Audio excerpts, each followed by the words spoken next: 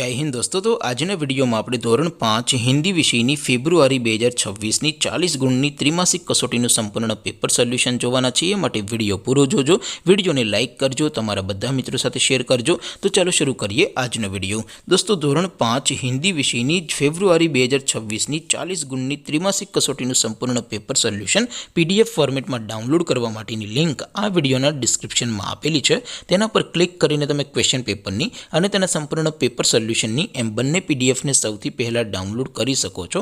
અથવા તો દોસ્તો પેપર સોલ્યુશનની પીડીએફ ડાઉનલોડ કરવા માટે તમારે ગૂગલ ઉપર સર્ચ કરવાનું છે www.mygkguru.in।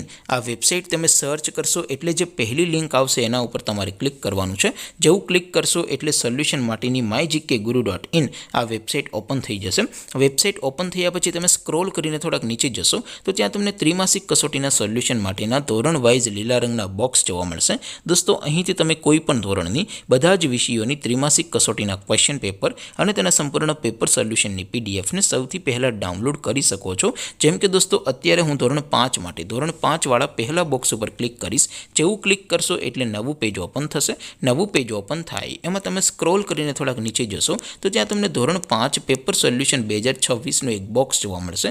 જેમાં દોસ્તો વચ્ચે લખેલું છે ધોરણ 5 હિન્દી પેપર, તેની સામે ડાઉનલોડ બટન છે તો એ ડાઉનલોડ ઉપર ક્લિક કરશો તો ધોરણ 5 હિન્દી વિષયની ત્રિમાસિક કસોટીનું ક્વેશ્ચન પેપર પીડીએફ ફોર્મેટમાં ડાઉનલોડ થઈ જશે।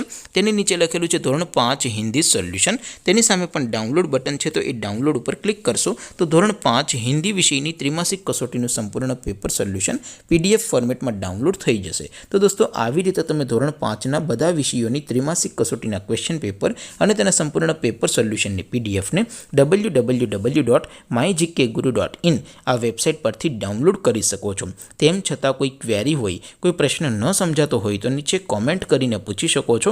અધરવાઇઝ આપણે નવા વિડીયોમાં મળીશું, ત્યાં સુધી રજા આપો। આવજો દોસ્તો, જય હિન્દ, વંદે માતરમ।